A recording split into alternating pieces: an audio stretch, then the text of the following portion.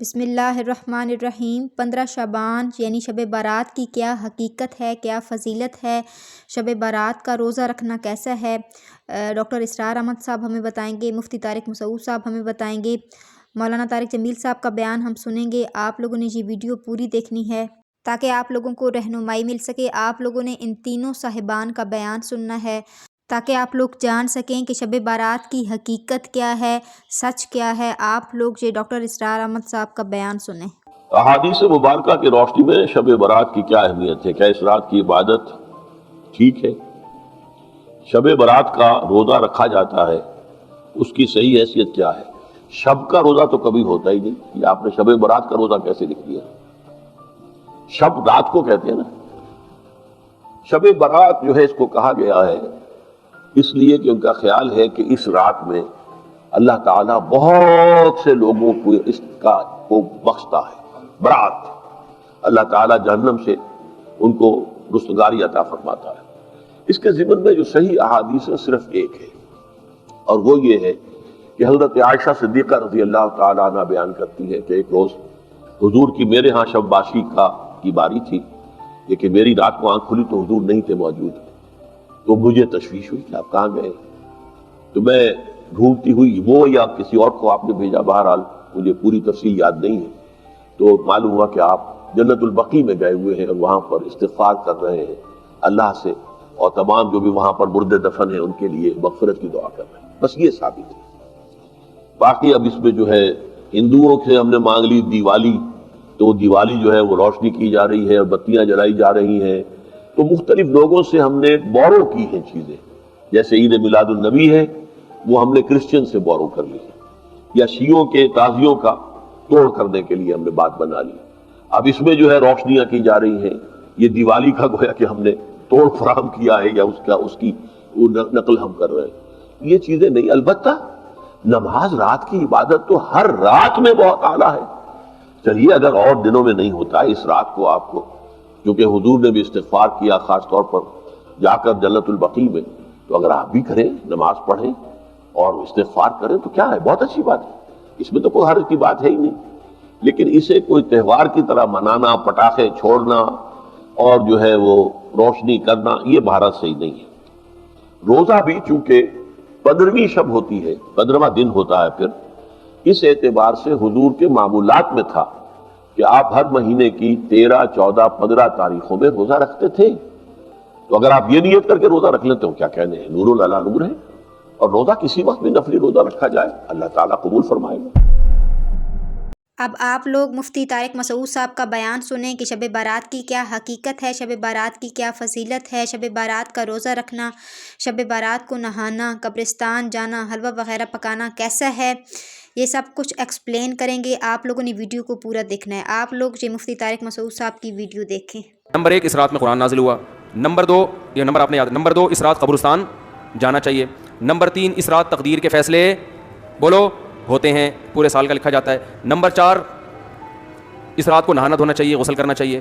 Number 5، وہ تو آخر میں بتاؤں گا۔ نمبر 5، حلوے مانڈے، حلوہ۔ نمبر 6، پٹاخے۔ نمبر 7، عبادت۔ 15 شعبان کا روزہ رکھنا۔ تو اب ہم نمبر وار چلتے ہیں۔ پہلی بات تو یہ کہ اس رات قرآن نازل ہوا، یہ بھی کسی دلیل، مضبوط دلیل سے ثابت نہیں ہے، صاف طور پہ قرآن میں ہے، انا انزلناہ فی لیلۃ القدر، ہم نے قرآن کو لیلۃ القدر میں نازل کیا۔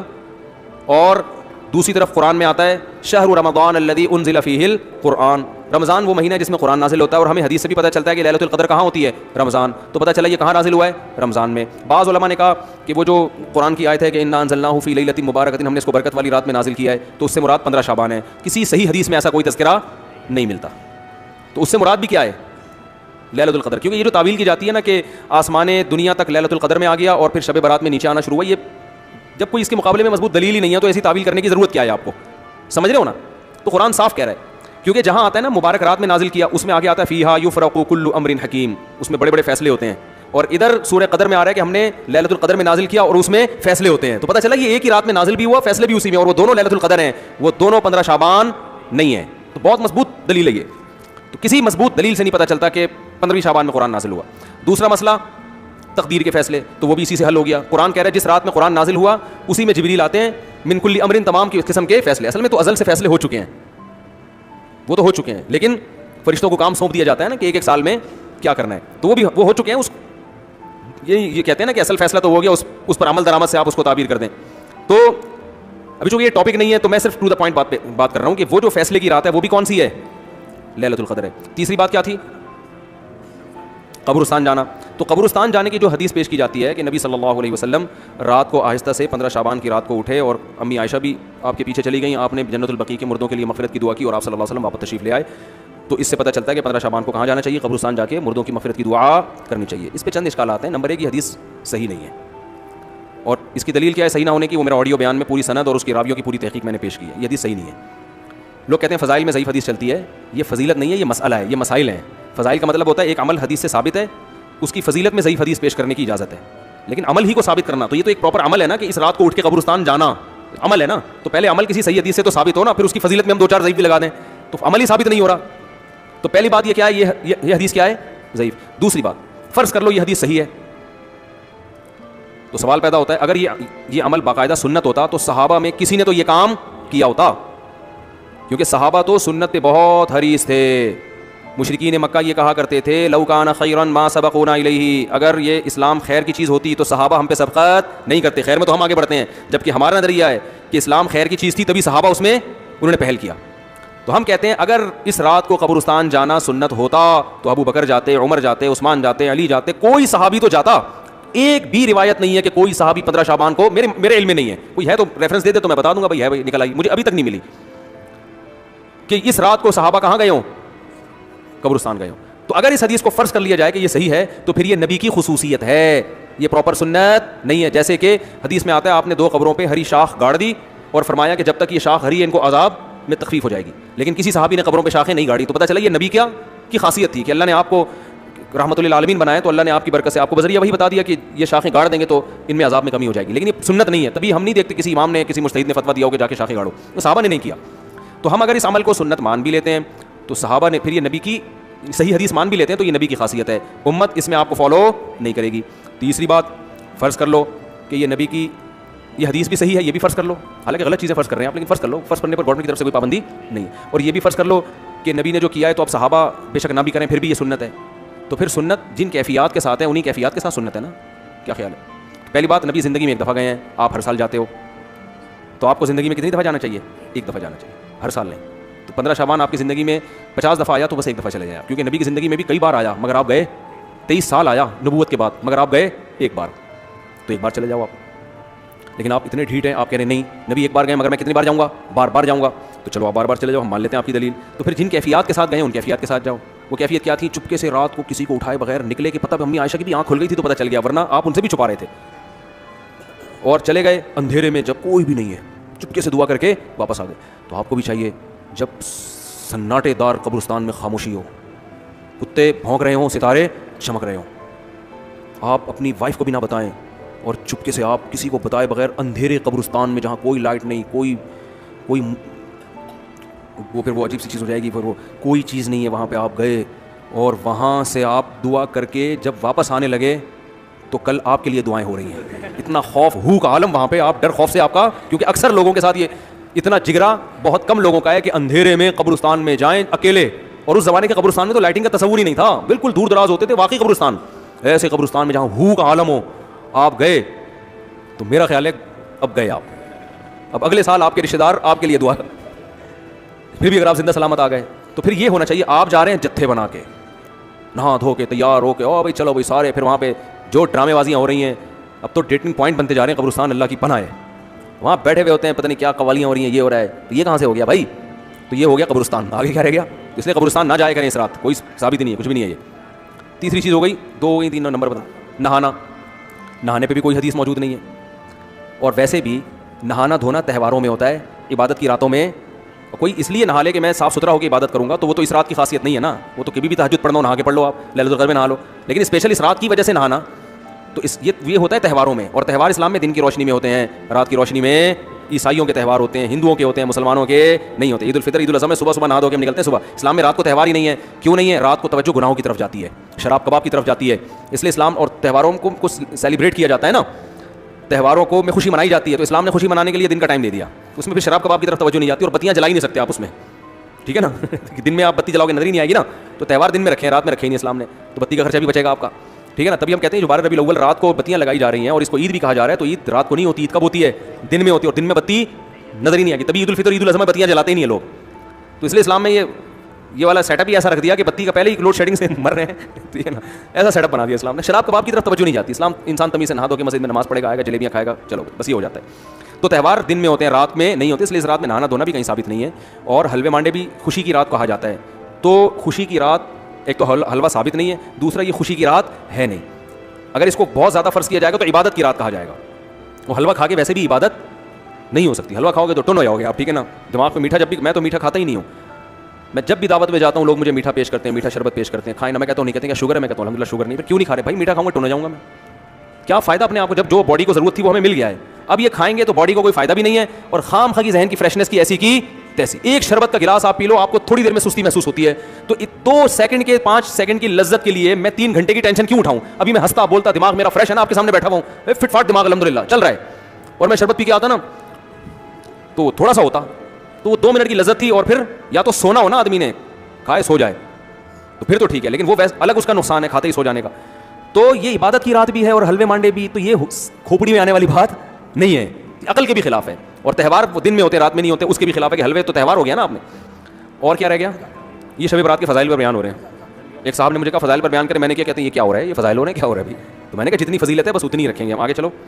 روزہ بھی کسی صحیح حدیث سے ثابت بولو بھائی نہیں, اور عمل کو ثابت کرنے کے لیے حدیث کا صحیح ہونا ضروری ہے. لوگ کہتے ہیں فضائل میں ضعیف حدیث چلتی ہے. پہلے یہ فضیلت نہیں ہے, مسائل ہو رہے ہیں. مسئلہ ہے کہ 15 شعبان کا روزہ سنت ہے یا نہیں ہے. جب ہوگا تو پھر آگے اس کے فضائل کے 4 چاند لگانے کے لیے آپ, جیسے نماز ایک ثابت شدہ چیز ہے, اس کی فضیلت میں اگر کوئی ضعیف حدیث آئی ہے تو کوئی بات نہیں, فضیلت تو پہلے سے ثابت ہے نا. تو ضعیف حدیث بالکل من گھڑت تو نہیں ہوتی, امکان ہوتا ہے کہ شاید نبی نے فرمایا ہو, تو وہ آپ بیان کر دو. تو اب کیا مسئلہ ہے, تو 15 شعبان بھی ثابت نہیں ہے, روزہ ثابت نہیں ہے. کوئی ایام 20 کے روزے پہلے سے رکھتا آ رہا ہے تو 13, 14, 15 کا وہ اس نیت سے رکھ لے, لیکن اس نیت سے نہیں کہ 15 کی شعبان کی الگ سے کوئی فضیلت ہے. سمجھتے ہو کہ نہیں سمجھتے ہو؟ اور کیا رہ گیا؟ عبادت. تو عبادت کے بارے میں احادیث جتنی بھی ہیں, میں نے آڈیو بیان میں سب کی سندیں پڑھ کر محدثین کا پورا ایک ایک راوی پر بحث کی ہے, وہ آپ سن سکتے ہیں. کوئی ایک حدیث بھی اس بارے میں صحیح موجود بولو نہیں ہے. کوئی ایک بھی ایسی نہیں ہے جس پر اعتماد کیا جا سکے. البتہ یہ ضرور ہے کہ محدثین کا, فقہا کا عام اصول یہ ہے کہ جب کسی مسئلے کے ثبوت کے لیے حدیث ضعیف ہو لیکن کثرت سے ہوں, تو ایک الگ سے حدیث سے تو مسئلہ ثابت نہیں ہوتا, لیکن ان کی کثرت کی وجہ سے ان حدیثوں میں جان پیدا ہو جاتی ہے. سمجھ میں آ رہی ہے بات؟ تو ایسی حدیث کو حسن کہا جاتا ہے. حسن لغیری ہے کہ بھائی وہ ساری سندیں ضعیف ہیں لیکن مل کے مجموعے سے کیا ہو گیا, تو اس میں ایک حسن پیدا ہو گیا. تو اب الگ الگ اس کے کیا فضیلت ہیں کہ جو اس رات میں عبادت کرے گا اس کو کیا ملے گا, تو وہ کوئی بھی حدیث جب میں بیان کروں گا نا یہ ملے گا تو وہ حدیث بہت ضعیف ہوگی. لیکن ان کے مجموعے سے جمہور علماء کی رائے یہ ہے کہ اس رات میں عبادت کی فضیلت ہے. کیا ہے یہ تو ہر حدیث میں کی سند پہ بحث ہے نا, اس میں تو ممکن ہے کوئی کہ یہ فضیلت ہے تو دوسرا اعتراض کرے یہ والی فضیلت تو صحیح حدیث سے ثابت نہیں ہے, تو وہ کہ دوسری فضیلت ہے, وہ کہ یہ بھی ثابت, لیکن اس سے یہ نفس فضیلت ہے. تو جو علماء اس اصول کو فالو کرتے ہیں کہ ضعیف حدیثوں کی کثرت سے حدیثیں درجہ حسن تک پہنچ جاتی ہیں, تو وہ جمہور علماء ہیں, ان میں بڑے بڑے محققین بھی ہیں, تو وہ یہ کہتے ہیں کہ اس رات عبادت کرنی چاہیے, لیکن اس عبادت کا کوئی مخصوص طریقہ ثابت نہیں. عبادت وہی ہو چھپ کے تنہائی میں, کسی کا دل چاہ رہا ہے مسجد میں آ کے کر لے تو بھی ٹھیک ہے, جتھوں کی شکل میں نہیں, اور وہی نماز پڑھنی ہے, تلاوت کرنی ہے, دعائیں مانگنی ہے. لیکن بعض علماء جو وہ بھی بڑے محقق ہیں وہ اس کے قائل ہیں کہ سرے سے کوئی فضیلت ہے ہی نہیں, ان کی رائے یہ کہ نہیں, لیکن بہرحال جمہور اس کے قائل ہیں. تو اس کو پھر بدعت نہیں کہہ سکتے. جب ایک بہت بڑا طبقہ ایک طرف چلا جائے اور اس کی کوئی اصل بھی ہو تو پھر یہ کہنا کہ اس رات کی عبادت بدعت ہے, یہ پھر ٹھیک, یہ پھر زیادتی ہو جائے گی. ٹھیک ہے نا. تو یہ ہے اس کا حساب کتاب. اور پھر ایک اور ہمارے حضرت ایک اور دلیل دیا کرتے تھے کہ اسلام کا ایک مزاج ایسا ہے کہ جس ٹائم یا جس دن کی یا جس وقت کی کوئی بہت بڑی فضیلت ہوتی ہے نا, تو اس وقت کی تعین میں اختلاف ہو جاتا ہے. اسلام خود اختلاف ڈال دیتا ہے. اس کی مثال ایسے ہے جیسے جمعے کے دن ایک گھڑی ایسی آئے جس میں دعا لازمی قبول ہوتی ہے, لیکن وہ گھڑی کون سی ہے؟ بعض نے کہا عصر کی, بعض نے کہا خطبے کے درمیان, بعض نے یہ کہا. تو یہ اسلام کا مزاج ہے کہ جب کسی خاص دن کو وہ کرتا ہے نا تو اس کے تھوڑی سی تعین میں اختلاف. لیلۃ القدر اس کی فضیلت میں پوری امت کا اتفاق ہے, لیکن لیلۃ القدر کی رات کون سی ہے اس کی تعین میں کیا ہے؟ احتمال ڈال دیا اسلام نے. اور یہ اسلام کی ایک حکمت ہے. حکمت یہ ہے کہ بھائی اگر وہ رات متعین پتہ چل جائے نا, پھر اس رات میں کسی نے گناہ کیا تو اس کی بھی خیر نہیں. ابھی تو ہے کہ اللہ مجھے کیا پتا تھا آج لیلۃ القدر ہے, تھوڑا سا بچنے کا چانس ہے. دوسری بات یہ کہ وہ رات اگر سوتے میں کسی سے نکل گئی تو پوری سال مایوس رہے گا اور باقی دنوں میں عبادت کرے گا ہی نہیں, کہ ایک رات 80 سال کے برابر تھی وہ نکل گئی تو کیا فائدہ. تو اللہ نے تھوڑا سا کیا کر دیا کہ شاید بھائی وہ جو اس سے پہلی والی میں تم جاگے تھے ہو سکتا ہے وہ والی ہو. تو یہ اسلام کا ایک مزاج ہے جو ہمیں دوسری حدیثوں سے پتہ چلتا ہے. تو ہمارے حضرت ایک بڑی زبردست دلیل دیا کرتے تھے. ہمارے حضرت کی رائے بھی یہ تھی کہ وہ قائل نہیں تھے شب برات کی فضیلت کے, لیکن بہرحال جمہور علماء کا یہ قول ہے اور بڑے بڑے مفتیان کرام اس میں داخل ہیں, اس کو بدعت کہنا ٹھیک نہیں ہے. لیکن ان کے ایک ذوق تھا, وہ یہ کہتے تھے کہ اگر یہ اتنی فضیلت والی رات ہوتی تو اسلام کے مزاج سے پتہ چلتا ہے کہ اس کی تعیین میں اللہ کیا ڈال دیتے اختلاف کی, یا تو وہ 14 ہے یا وہ 15 ہے. ایک ان کا ذوق تھا. لیکن بہرحال جمہور کی رائے وہ بڑی مضبوط رائے ہے, وہ بھی بڑی مضبوط رائے ہے, ٹھیک ہے نا. اور فتویٰ بھی اسی پہ دیا جاتا ہے کہ اس رات کو عبادت کرے گا تو دوسری راتوں کی نسبت اس کو ثواب زیادہ میں. وہ پٹاخے تو ہیں ہی نہیں, وہ تو لوگوں نے ویسے بنائے ہوئے, ان کا تو کوئی تعلق ہی نہیں ہے. آپ لوگوں نے ڈاکٹر اسرار احمد صاحب اور مفتی طارق مسعود صاحب کا تو بیان سنا.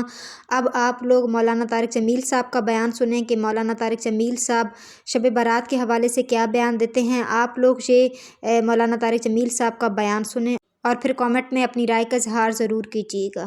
15 شعبان کی رات میں ہمارے ملکوں میں جو ہمارے عجمی ملک ہیں, اس میں وہ کچھ ہو رہا ہے جو نہ میرے نبی نے کیا, نہ صحابہ نے کیا, نہ تابعین نے کیا. عجیب و غریب عبادات گھڑ لی ہیں, عجیب و غریب اس کے اعمال بنا لی ہیں اپنی طرف سے, اور مسجدیں بھری ہوتی ہیں اور روشنیاں لگی ہوتی ہیں اور آتش بازی ہو رہی ہوتی ہے.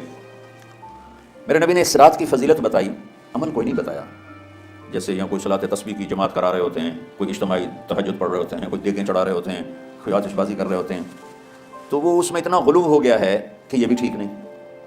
اور کچھ علماء نے اس کے رد میں اس کا اتنا انکار کیا ہے کہ اس رات کی کوئی فضیلت ہے ہی نہیں, یہ بھی ٹھیک نہیں. اس بیچ کا راستہ.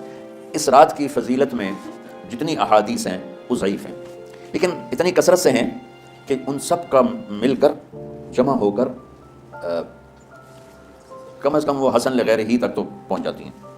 اور ابن عثیمین رحمۃ اللہ علیہ نے بھی یہ لکھا ہے کہ زیادہ سے زیادہ ان احادیث کے مجموعے سے, چونکہ اگرچہ ضعیف ہیں لیکن کافی زیادہ ہیں, تو وہ حسن لغیر ہی تک پہنچ جاتی. تو حسن لغیر ہی سے کوئی عمل ثابت نہیں ہوتا, عمل ثابت ہوتا ہے صحیح حدیث کے سے.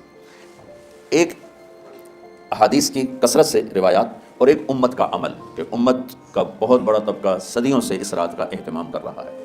لیکن کچھ عرصہ پہلے تک اہتمام تھا دن میں روزہ رکھنا, رات کو کوئی نوافل پڑھ لینا, کوئی 2 4 زیادہ پڑھ لینا. لیکن اب یہ ڈھول تماشے جو اب شروع ہوا ہے, اس کا تو کوئی وجود ہی کوئی نہیں ہے. تو اس رات کو اللہ تعالیٰ نے مبارک بنایا.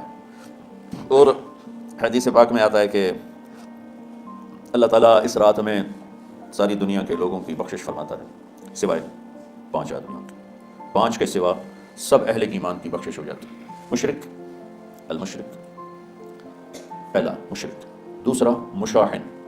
مشاحن کیسے کہتے ہیں؟ دل میں بغض رکھنے والا, کینہ رکھنے والا. تیسرا مسبل ازارہ, اپنے پاجامے شلوار چادر کو ٹخنوں سے نیچے تک لے جانے والا, لیکن ایک شرط کے ساتھ کہ وہ تکبر کی وجہ سے, سستی کی وجہ سے ہے, غفلت کی وجہ سے ہے. چونکہ جب آپ نے ایک مرتبہ اس کے بارے میں بات کی تو حضرت ابوبکر صدیق نے کہا یا رسول اللہ, میری چادر, عرب چادر باندھتے تھے جیسے ہمارے پنجاب کا لباس چادر تھا, اب وہ کم ہو گیا ہے. ہماری تو بزرگ عورتیں بھی اور مرد بھی سب چادر باندھتے تھے, شلوار تو کسی کو پتہ ہی نہیں ہوتا تھا ہمارے بچپن میں. یہ تو پھر آہستہ آہستہ جب تعلیم آئی تو شلوار دیہاتوں میں بھی اور شہروں میں عام ہو گئی. تو اگر وہ اس لیے لٹکا رہا ہے کہ طبیعت میں تکبر ہے, پھر اس وعید کا وہ حقدار ہے. اگر ویسے اس کی نیچے جا رہی ہے تو میرا مالک ایسا, وہ تو ہے ہی رحیم و کریم, ہے ہی رحیم و کریم, ہے ہی رحیم و کریم. صرف شلوار نیچے لٹکانے سے وہ اتنی شدید سزا دے, اگر اس کے پیچھے تکبر ہے, پھر ہے یہ تکبر نہیں ہے تو انشاءاللہ وہ اس سے محفوظ ہوگا. تو اپنی چادر کو لٹکانے والا, لیکن بشرط تکبر. کتنے ہو گئے؟ عاق لوالدیہ, ماں باپ کا نافرمان. نافرمان ایسا کہ دکھ دینے والا. چھوٹی موٹی اونچ نیچ تو ہر بچے سے ہو جاتی ہے, لیکن والدین کو ٹکڑے ٹکڑے کر دیا ہو اور ان کو دکھ دے دے دے دے کے ان کا سینہ چیر دیا ہو. چونکہ آپ کہتے ہیں پرزے کرنا کسی چیز کی, تو اپنے دکھ دے کر اپنی بدتمیزی کے ساتھ اس نے ماں باپ کا دل زخمی کر دیا ہو, ایک یہ نہیں معاف ہوتا. 5واں مدمن خمر, مسلسل شراب پینے والا, مستقل جو شراب کا عادی ہو. ان 5 کو مؤخر کر دیا جاتا ہے. معافی نہیں ہونے کا مطلب یہ نہیں کہ اللہ تعالیٰ کبھی معاف نہیں کرے گا. معافی نہ ہونے کا مطلب یہ ہے کہ یہ 5 ایسے گناہ ہیں کہ اس کی وجہ سے بخشش رک جاتی ہے. اگر وہ شرک سے نکل آئے, وہ کینہ سے نکل آئے, وہ تکبر سے نکل آئے, وہ والدین کی نافرمانی سے نکل آئے, شراب چھوڑ دے, تو ان کی بھی بخشش ہو جاتی ہے. جب کوئی توبہ کرے گا فوراً بخشش ہو جائے گی. نہ 15 شعبان کی ضرورت ہے, نہ لیلۃ القدر کی ضرورت ہے, نہ بیت اللہ جانے کے ساتھ توبہ کی شرط ہے. جہاں بھی وہ بیٹھ کے توبہ کرے گا, جس لمحے میں کرے گا, اسی وقت اس کی توبہ قبول ہوگی اور اللہ اس کے پچھلے سارے گناہوں کو معاف فرما دے گا. دن کا روزہ, رات کا قیام. زیادہ زیادہ قیام سے مراد نوافل ہیں, کوئی گھر میں پڑھ لے, کوئی مسجد میں پڑھ لے. نوافل, نفلی عبادات گھر میں ہی افضل ہوتی ہیں. میرے نبی سنتیں ہمیشہ گھر سے پڑھ کے آتے تھے. تہجد اپنے گھر میں پڑھتے تھے, مسجد میں نہیں پڑھتے تھے. سوائے اعتکاف کے آپ اپنے نوافل سنتیں سب گھر میں پڑھتے تھے, اور مسجد میں صرف فرض آ کے ادا فرماتے تھے. اور اس کے بعد بیٹھنا ہوتا تھا تو بیٹھ جاتے تھے, اٹھنا ہوتا تھا تو اٹھ جاتے تھے. تو اعتدال اللہ کو ہر چیز میں پسند ہے. دنیا جو مختصر ہے اس میں کیسے پسند نہیں ہوگی؟ آخرت جیسے معاملے میں بھی اللہ ہم سے کہہ رہا ہے اعتدال امتن وسطا. ایسے عیسائیوں کی طرح ترک دنیا بھی نہ کرو, یہودیوں کی طرح دنیا کے پیچھے نہ پڑ جاؤ, ہر رزق کے حلال بھی کماؤ, اپنے بچوں کو بھی دیکھو, اپنے فرائض کو بھی دیکھو جو دنیاوی ہیں, اور اللہ سے بھی اپنا معاملہ ٹھیک کرو, کو درست کرو. بعد کے زمانے میں صحابہ کے بعد سے ہی ایک انتہا پسندی امت میں آئی. ساری رات جاگنا. فلاں بزرگ تھے وہ رسے سے اپنے بالوں کو باندھ لیتے تھے کہ نماز پڑھتے پڑھتے جب نیند آئے اور جھٹکا لگے تو رسے سے بندھے ہوئے بالوں سے اس جھٹکے سے تکلیف ہو اور ان کی آنکھ کھل جائے اور پھر نفلوں میں شروع ہو. ایک فلاں بزرگ تھے وہ اپنے آنکھوں میں نمک کا سرما لگاتے تھے تاکہ آنکھیں جل جائیں اور اس میں وہ جلن پیدا ہو جائے اور نیند اڑ جائے. یہ ایسے واقعات بھرے پڑے ہیں. فلاں بزرگ تھے انہوں نے 30 سال عشاء کے وضو سے فجر کی نماز ادا کی. یہ اپنی جگہ پہ بزرگی ہے, لیکن یہ بھائیو یہ دین ہم پیش نہیں کر سکتے. فلاں بزرگ تھے وہ 30 سال سے ستو کھا رہے تھے کہ روٹی کھانے اور ستو کھانے میں 70 دفعہ سبحان اللہ کا فرق پڑ جاتا ہے. تو روٹی کھائیں تو 70 دفعہ سبحان اللہ کم کہہ سکتے ہیں, اور ستو کھائیں تو 70 دفعہ سبحان اللہ زیادہ کہہ سکتے ہیں. تو لہٰذا انہوں نے کہا مجھے تو 30 سال ہو گئے, میں تو ستو کھا رہا ہوں, میں تو روٹی نہیں کھا رہا. یہ دین نہیں ہے. یعنی یہ وہ دین نہیں جو ہم انسانیت کو پیش کر سکتے. یہ تو لوگوں کو دوڑانے والی بات, یہ رہبانیت کی شکل ہے. یہ وہ دین نہیں جو ہم لوگوں کو پیش کریں گے تو وہ کہیں گے واہ واہ واہ واہ کیا دین ہے بھائی, قبول کرو. یہ ایک قسم کا غلو آیا. میں ایک حدیث سناتا ہوں, بخاری شریف میں بھی ہے, مجھے اب ہر شے بھول گئی, لیکن وہ ہے نہی الغلو. اس طرح کر کے آپ لوگ زیادہ جانتے ہوں گے جو پڑھ رہے ہیں کہ غلو سے نہیں. حدیث آپ کو سب کو یاد ہوگی کہ 3 صحابہ آئے اللہ کے نبی کے گھر اور پوچھا کہ اللہ کے نبی رات کیسے گزارتے ہیں. تو گھر والوں نے کہا سوتے بھی ہیں, جاگتے بھی ہیں, کھاتے بھی ہیں. تو وہ تینوں آپس میں کہنے لگے وہ تو نبی ہیں, سوئیں بھی تو کوئی بات نہیں, اور شادی ہے کوئی بات نہیں, ہم تو نبی نہیں, ہمیں تو کچھ کرنا چاہیے. ایک نے کہا کہ میں ساری زندگی روزہ نہیں چھوڑوں گا. ایک نے کہا کہ میں ساری زندگی سوؤں گا نہیں. ایک نے کہا میں ساری زندگی شادی نہیں کروں گا. تو دیکھنے میں تو واہ واہ کیا بڑی بزرگی ہے بھائی, بڑے بزرگ ہیں. ہمارے نبی کو پتہ چلا, آپ نے تینوں کو بلا لیا, کہ تم مجھ سے زیادہ اللہ سے ڈرنے والے ہو. میں تم سے انا اتقاکم یا اخشاکم, الفاظ آپ لوگوں کو زیادہ یاد ہوں گے لیکن مفہوم میں صحیح پیش کر رہا ہوں. آپ نے کہا میں تم سے زیادہ اللہ کو جانتا ہوں, تم سے زیادہ اللہ سے ڈرتا ہوں. میں سوتا بھی ہوں, میں کھاتا بھی ہوں, میں روزے بھی رکھتا ہوں, میں چھوڑ بھی دیتا ہوں, میری بیویاں بھی ہیں, میں اپنی بیویوں کے پاس بھی جاتا ہوں. تم دین میں غلوف سے بچو, پہلے امتوں کو ہلاک کر دیا دین میں غلوف. دنیا میں غلوف یعنی انتہا پسندی, ایکسٹریمسٹ ہونا. دنیا ہو یا دین ہو, دونوں میں اعتدال بچو, اللہ تعالیٰ کو پسند ہے. امید ہے آپ لوگوں نے ویڈیو کو دیکھا ہوگا اور آپ لوگوں کو ویڈیو پسند بھی آئی ہوگی. آپ لوگوں نے ڈاکٹر اسرار احمد صاحب, مفتی طارق مسعود صاحب اور مولانا طارق جمیل صاحب کا بیان سنا. آپ لوگوں نے کامنٹ میں اپنی رائے کا اظہار ضرور کرنا ہے کہ آپ لوگوں کو ویڈیو کیسی لگی ہے. اگر آپ لوگوں کو ویڈیو اچھی لگی ہے تو ویڈیو کو لازمی لائک کر دیں. چینل پر نئے ہیں تو چینل کو سبسکرائب کر دیں, کیونکہ اس طرح کی انفارمیٹیو ویڈیوز میں اپنے چینل پر اپلوڈ کرتی ہوں. اور بیل آئیکن کو پریس کر دیں تاکہ ہر آنے والی ویڈیو آپ لوگوں تک پہنچ سکے. ملیں گے ایک نیکسٹ ویڈیو کے ساتھ انشاءاللہ. اللہ حافظ.